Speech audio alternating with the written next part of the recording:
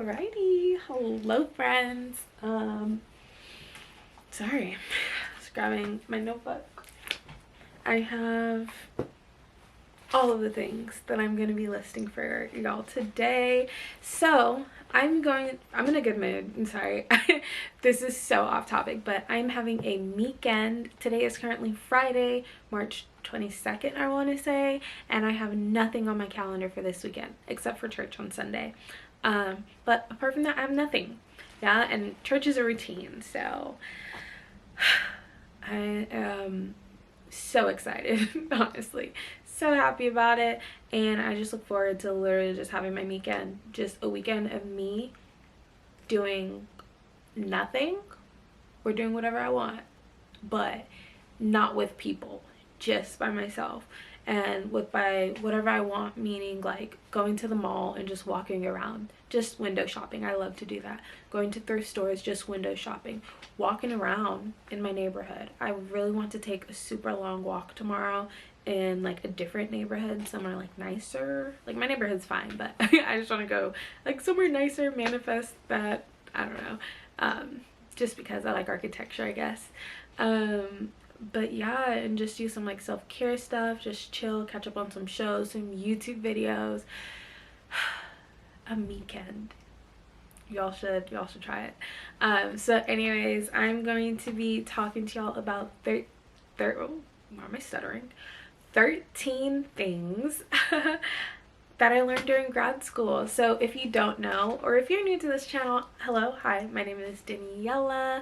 I am currently a second-year master's student at Texas State University, getting my master's in secondary education. I'm currently I don't know why I choked. I am currently doing student teaching in high school chemistry. I have 9th and 10th graders. It's great. I love it. It's been an amazing experience, and I really feel like this is what I'm meant to do. This is where my heart is at. Like, it's great. I'm currently in the process of studying for my certification exams as well, so that's been a little anxiety inducing, like getting started, but I've been doing it. I've been doing the thing. I ordered a study book from the library, and then I bought one on Amazon, and I used it for the first time yesterday, and it was great. I think I needed that instead of the online, because I don't want to pay for anything online. I think I'd rather pay for like something physical that I can work on. That's just, I don't know, that's just kind of how I learn and how I study. So anyways, I am graduating in May of this year, so almost, I can say it in a month. Here soon I can say that in a month I will have 2 degrees. Anyways, let me get off of my soapbox. So 13 things I learned during grad school. Let's get into it. So like I said, this is my second year. I used to live in San Marcos, and I moved there. When did I move there? Right after graduation. So I moved there in like June of 2022, and then I moved out of there in May of 2023. I packed all my stuff, dropped it off all at my parents' house. I stayed at my parents' house for a few weeks, and then I left, and I was in Connecticut for the summer, since that's where I was working. I ended up coming back for real this time in August, and I've been living here since August, and I've just been doing my classes online. Technically all of my classes have been online for this program, except for one. Yeah, I haven't, most of my classes have been online except for one, and that was like I think that was spring 2023, in the spring 2023 semester, I want to say. So number one, for a relationship to stick and be healthy, 3 things are needed: consistency, happiness, and vulnerability. If I can find, which I'm pretty sure I can, I believe I saved it in a playlist. It was this TED talk actually, and she was talking about 3 things that you need in a friendship. And those are the 3 things that you need in a relationship to make it stick and lasting. My phone is blown up. To make it lasting. And if you think about it, consistency, happiness, vulnerability.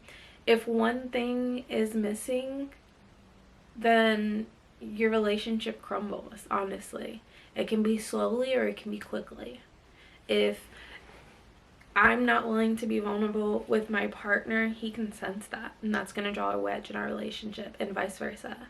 If I'm not being consistent with my friends, they're going to sense that and they're going to pull back, and eventually we're no longer going to be talking.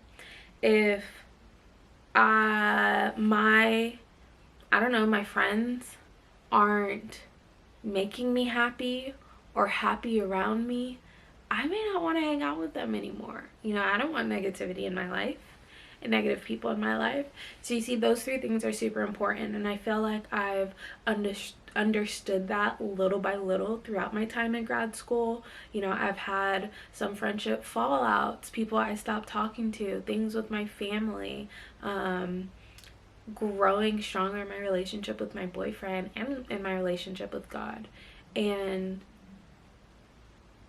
there were times that one of these 3 things that's needed were not being met on my side because of me, or on somebody else's side because of them. So I've been learning that, and I think now that especially after watching that TED Talk, I'm like, oh my gosh, I need to change. I do. So I'm gonna put that TED Talk down for y'all. I just absolutely loved it. Okay, thing number 2, make it different than undergrad. I mean, my grad school experience was different than my undergrad experience, very much so.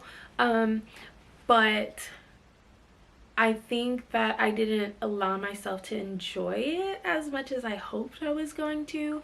It was like I was a worker first, and then I was a student. And in undergrad, I was a student first and then a worker. So it was weird. It was a weird shift and transition. I said many times, I wish that I could just do work or just do school. I'm tired of doing both. Wishes come true, and that's what I'm doing this semester. So, number 3, you can have so much fun alone. I've spent so much time by myself, and honestly, this started like my senior year in undergrad, and then it really went into full force my first year in grad school when I was living in San Marcos, because I didn't have any friends. I knew my roommates, but I wouldn't say that we were very much so friends quite yet when I first moved in. So it was really nice to be able to be okay to go to a concert by myself and I'm not freaking out. It was okay for me to, go to a restaurant by myself, and I love it. I'm gonna bring my headphones.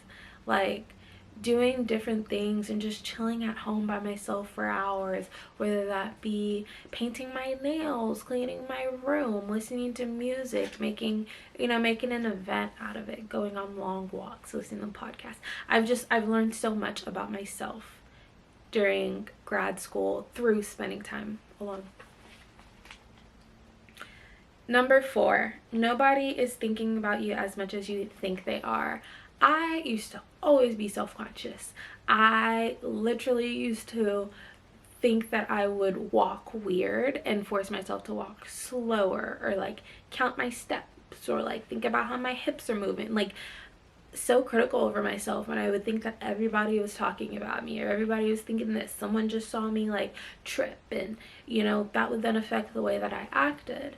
And I think in grad school I learned, no, even if people are talking about you, people care about what you're doing, whatever, they're, judging you, they didn't say it to your face, so it never happened, okay? That's what I've been telling myself, if I'm being quite honest. And also, I'm telling myself, it doesn't matter.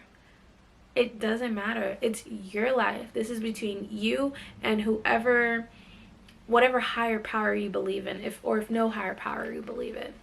That's who it's between. Like, you want to wear a certain thing, you want to go a certain place, you want to say something, you want to do something, you want to take a shot at answering this question, you want to dance on the dance floor. It doesn't matter, bro. Do what you want to do. Don't be so focused on how other people are going to perceive you, because at the end of the day, it's your life. And if you're stuck on constantly thinking about what you think other people are going to think about you or say about you, you're not going to be living your life for you. You're living your life for them now, and that's no fun. I feel like I'm preaching. Number 5, try things that are new and different.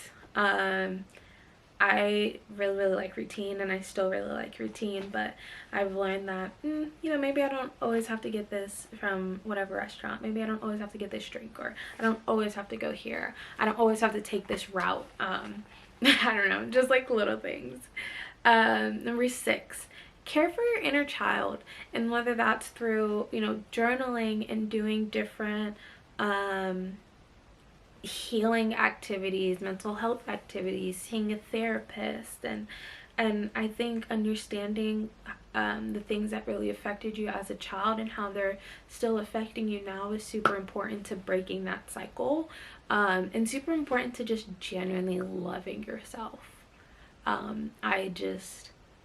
love myself so much now, and I just feel so much more in tune with my body and just one with myself, honestly.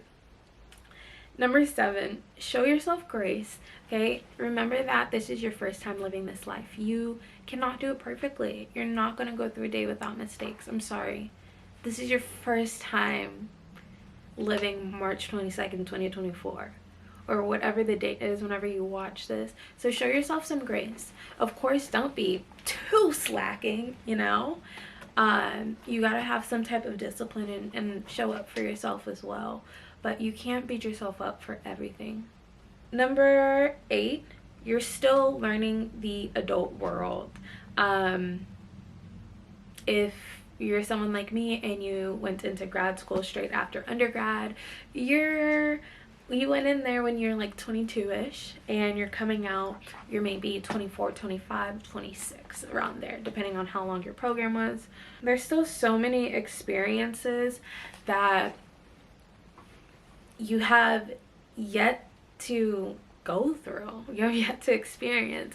There's, you're still kind of in that in-between phase of being in the adult world, but also you're still in school. So like, are you really working that much? Are you really focusing on your school? Do you have like a hard adulty job, as I say, or is it kind of like an entry-level intro job that doesn't necessarily require a degree or anything?